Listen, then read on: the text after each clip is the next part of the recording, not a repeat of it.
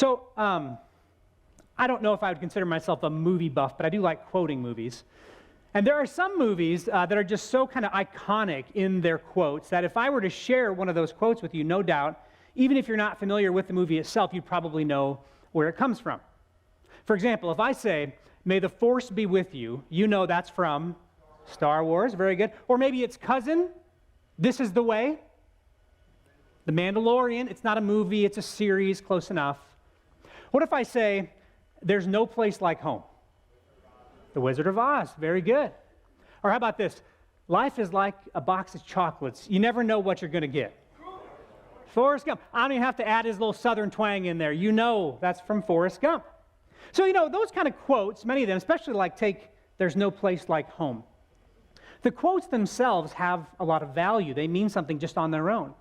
But if you know the story that's woven into, especially like that one, Forrest Gump, you know that has a really rich meaning, a lot of layers to it. It actually makes more sense in the overall plot of the story in which it's found. Bible verses get thrown around a lot.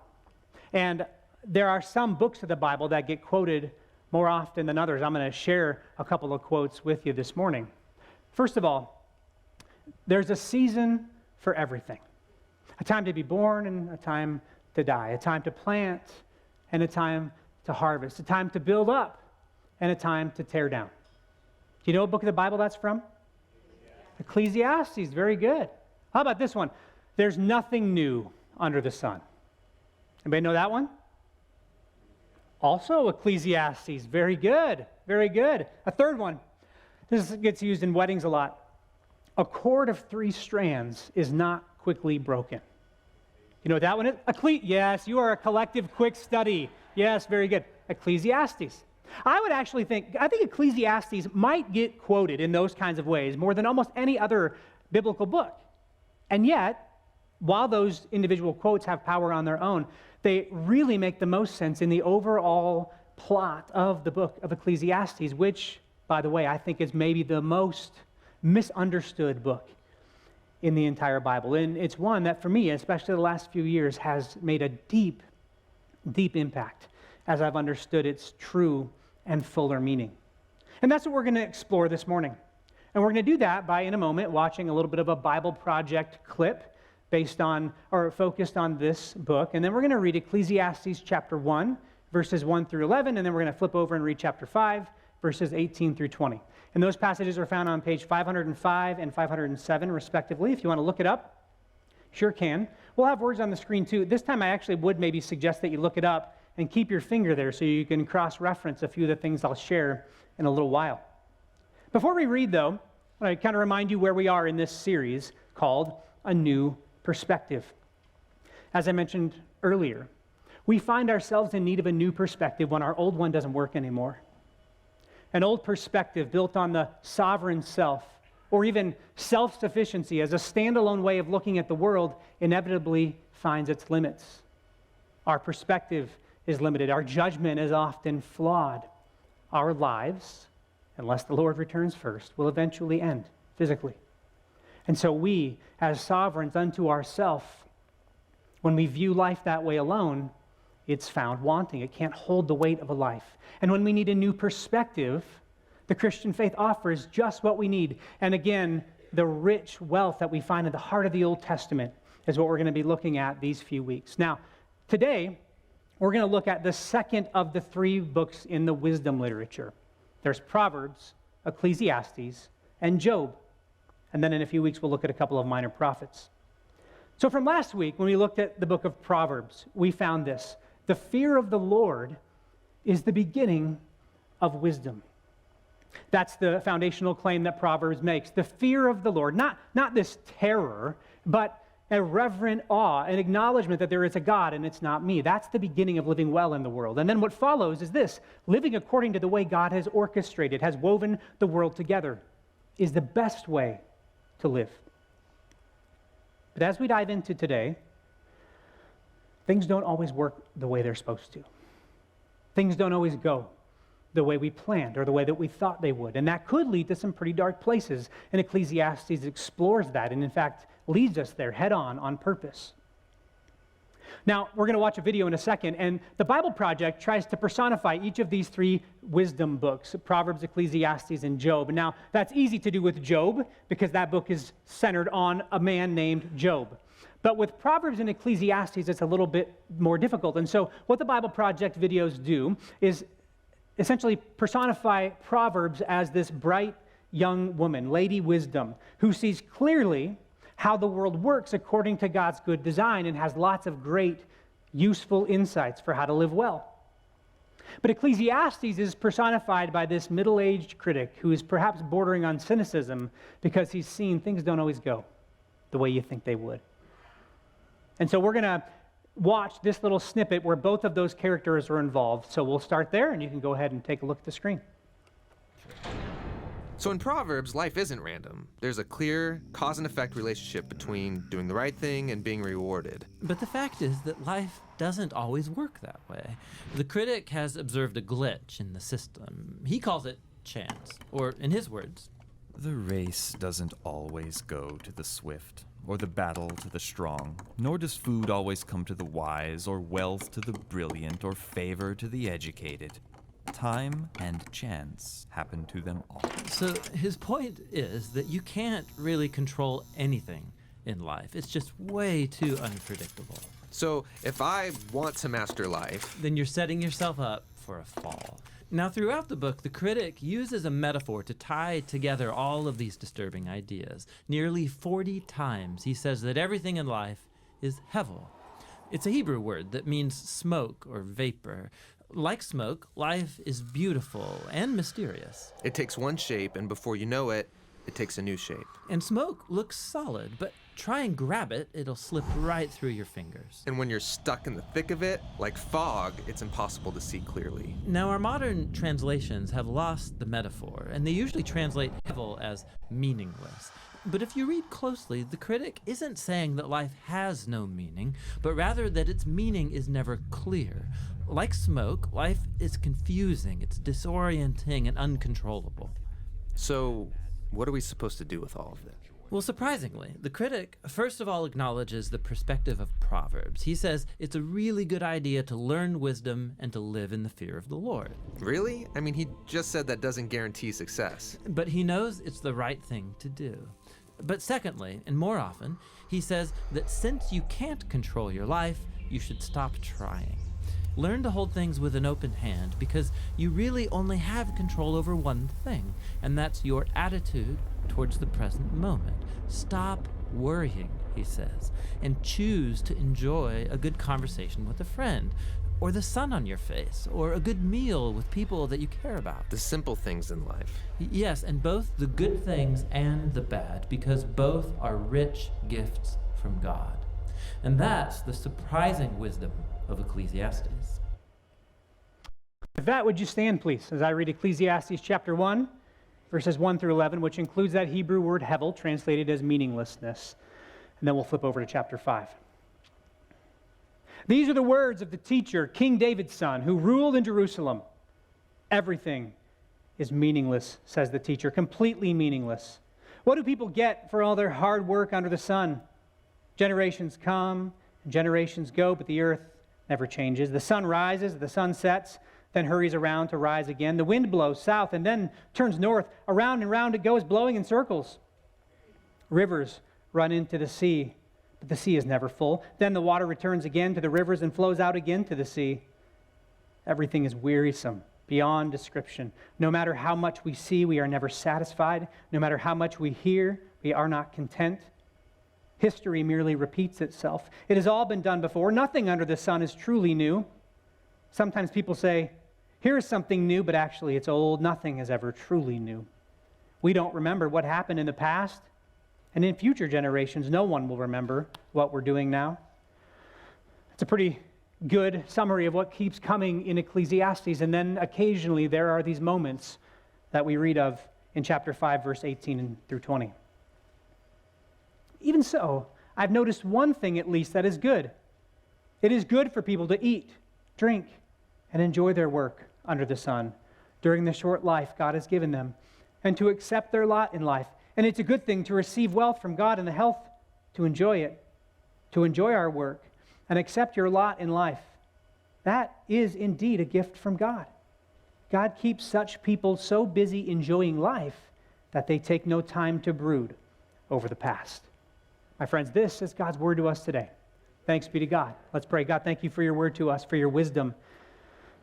And all of its truth and complexity, may we have hearts and ears open today to receive, eyes to see what you would have for us, that we may live according to the way you desire us to live, by wisdom, full of grace and truth. May that be so. Amen. Go ahead and have a seat. So one of the most foundational cultural values that we, of course, hold dear in the United States is that we each can and should be allowed to pursue happiness. Of course, that's wrapped into the very introduction of the United States Declaration of Independence. But if you were to read Ecclesiastes start to finish, you might start to wonder, is the pursuit of happiness actually a dead end? Over the years, I've come to believe that God is actually the most joy-filled being in the universe. It's part of who God is, full of joy and gladness, delight, an overwhelming sense of well-being.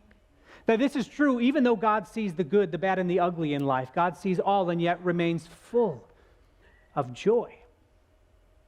I believe being made in God's image, part of what that means is we too are made for joy. In fact, the closer we walk with God, the more we experience God's kind of joy and peace. In fact, if you read the fruit of the Spirit listed in Galatians, this is one of the things Paul mentions: love, joy, peace. Those things come.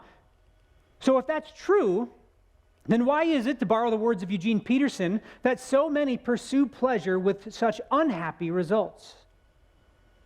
For, as he goes on to say, it is certainly true that a great deal of the misery that we survey seems to have been initiated in the pursuit of pleasure, whether through the highs of drugs or the ecstasies of sex or the gluttonies of consumption. If pleasure is from God, why do we get into trouble when we try to get as much of it as we can? It's a good question. And that's actually exactly what the teacher, as he's called in Ecclesiastes, sets out to prove, to test in Ecclesiastes chapter 2. Essentially, he carries out an endeavor to maximize pleasure by multiplying all of it to ridiculous amounts. And in fact, I'll read to you a paraphrase of verses 4 through 8. You're welcome to follow along in your translation there in Ecclesiastes chapter 2. The teacher says, I'm going to pursue pleasure. I'm going to have more joy than anyone has ever had. The first thing I'll do is organize the world around me to suit my taste. I will construct great houses, so I will have everything absolutely at my convenience. I will make vineyards and gardens, so what I want to look at and what I want to taste will be completely under my control. I will fashion parks and pools, so all the land and water around me will be just the way I want them. I will take absolute control by arranging everything exactly the way I want it. The next thing I'll do is turn everything into a commodity so I can use it my own way, and the most convenient way to do that is simply to multiply it. Each item will lose its individual quality and be under my control. I will multiply servants so each loses identity and becomes a mere robot doing my will. I will multiply flocks and herds so they lose individuality and become simply food and clothing. I will multiply silver so it's not a means for exchanging goods in personal relation with others, but will put my power and importance on display. I will multiply concubines so each woman loses personality and becomes an object for my personal pleasure. The world will be at my beck and call. I will be in complete control of every pleasure and everything. This is what the teacher, Solomon, sets out to do. In other words, he sets out to test the pursuit of pleasure through multiplication of every indulgence anyone could imagine, which in the same breath depersonalizes every gift that could have otherwise contributed to joy, which is why a few verses later in chapter 2:11 he says this: when I surveyed all that my hands had done and what I had toiled to achieve, everything was hevel, meaningless, a chasing after the wind. Nothing was gained under the sun. He takes this pursuit to its extreme and he says hevel, vapor. It's all just vapor. We see here a tragic story of a man drinking deeply of every delight we can imagine, and yet he's dying of thirst, unable to quench the ache of his soul. And so again, I think all this begs the question, is actually the pursuit of happiness a dead end? And the wisdom of Ecclesiastes would actually say yes and no. You see, as you walk through the dark twists and turns of Ecclesiastes, you get more of this same sort of talk. But then there are these moments of profound clarity when the hevel clears and the teacher shows us this: we cannot pursue pleasure as an end in itself if we want to find joy. If we do, it will lead to more of the same: vapor, chasing after the wind, meaninglessness, a feeling of hopelessness even. But instead, he says, the gifts of pleasure will only lead to joy when they are received as gifts, not pursued as ultimate goals. And that in turn can only happen when we humbly acknowledge that there is a gift giver. And then we see our place in the story in proper relation to that reality. You see, here's the heart of the wisdom that Ecclesiastes opens up and offers up to us. Any pursuit of a life infused with meaning without God at the center will inevitably lead to that feeling of chasing after the wind. It'll feel meaningless. It'll be vapor. But when we shift to a new perspective, one that acknowledges that there is a God and it's not me, one that acknowledges that we need to follow God's ways, and that acknowledges that the best we can do is receive these gifts as gifts instead of as supreme objects of our pursuits, then what happens is this: all of what previously felt meaningless, like chasing after the wind, is instead infused with the deepest meaning instead of being stripped of it. The most profound and precious joy is found when we see our proper place, and then we simply receive God's gifts with an open hand, a humble heart, and are filled with gratitude at those gifts. The teacher puts it this way in Ecclesiastes 9: go, eat your bread with enjoyment, drink your wine with a merry heart, for God has already approved what you do. Or in chapter 3, you can eat and drink and find satisfaction in your toil. This is the gift of God. Or what we read just a second ago in chapter 5, it's good for people to eat, drink, and enjoy their work during the short life God has given them, to accept their lot in life. To enjoy your work, accept your lot in life, this is indeed a gift from God. And I love the last line: God keeps such people so busy enjoying life that they take no time to brood over the past, or we might add, incessantly worry about the future. You see, the invitation here is to let go of our endless pursuit of pleasure, that is, even maybe our pursuit of happiness, as a goal unto itself, and instead to live in humble awe and reverence of God, obey His commands, and receive the gifts of life as they come with an open hand and a humble heart. That is the key to infusing all of life with deepest meaning. Or as I once heard someone say, if you want more joy, you have to lower the bar. Let me tell you what I mean by that. As I just briefly, in the few minutes we have left, suggest 3 ways that I think we can receive this wisdom passed down through the ages in a way that can actually unlock joy and peace the way that I believe God intends for us to have it. And the first is simply this: to be human. Meaning that we can stop trying to be God or God-like in ways that we were never intended to be. God is described as being omniscient. He knows everything. Omnipresent. He's everywhere all at once. Omnipotent. He's all-powerful, can control things. But you know what? We are actually not supposed to be any of those things. And yet when we try, as we do, we find ourselves miserable because of it. Ecclesiastes 1:18 says this: the more knowledge we have, the more sorrow we encounter.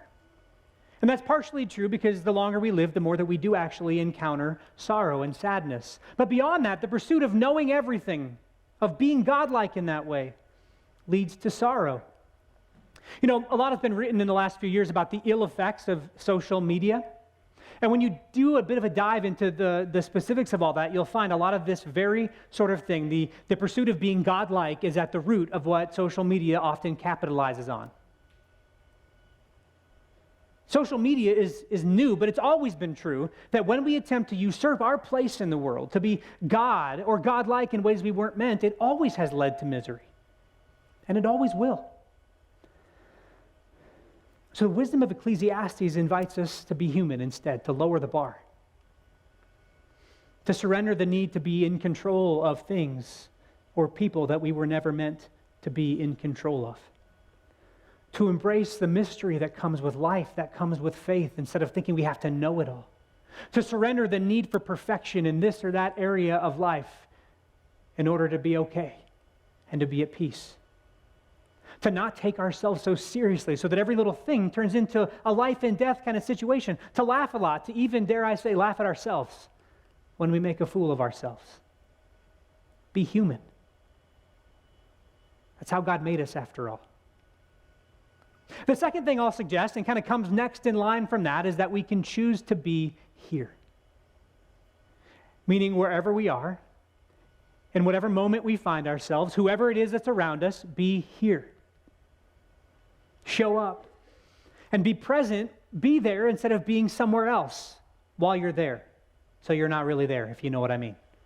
I think most of us can identify with that on some level of being there, but actually being somewhere very different. To put that differently, we can choose to not be so endlessly preoccupied with this or that issue that may be happening right now, that may or may not unfold in the future. And by the way, if I were giving this suggestion as if I had this all figured out, it would be like the height of hypocrisy. Because I absolutely continue to know that this is true and know that I need to grow in just this very thing, to be present, to be here. Along these lines, if you had to guess, how many times would you think the average person checks their smartphone every day? Shout out a number. What do you think? 100? 1,000? Now, I'll give you the answer, and you know it's accurate because, of course, they're tracking our every move through these very devices. So they know every time they get checked. 352 times every day on average. That's 22 times every hour. That's one time every 2 minutes and 43 seconds.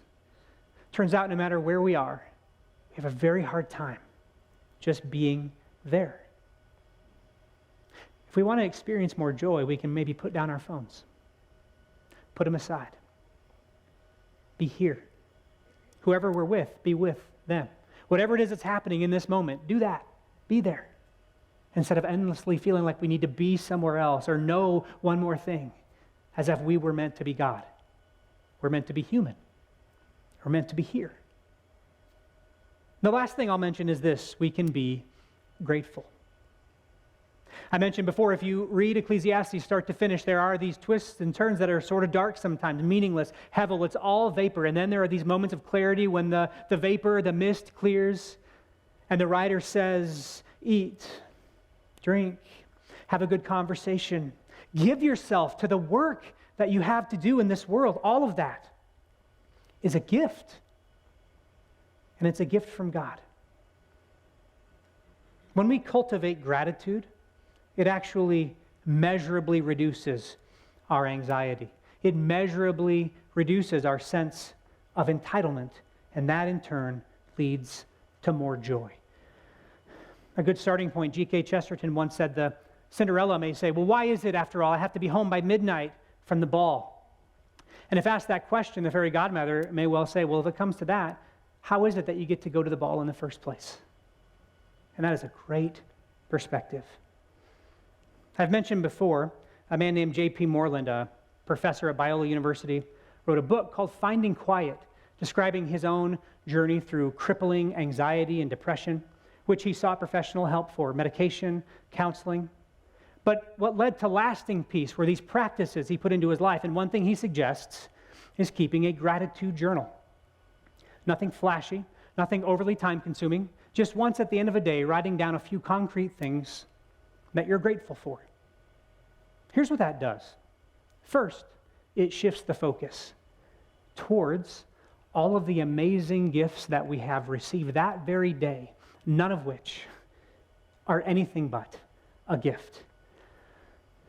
And it shifts our focus towards the good and away from perhaps the pain, the things that are risks that could happen or whatever. The second thing it does is it shifts our posture away from entitlement and towards the recognition that everything, even the very breath that we take next, is a gift, which in turn leads us to be grateful.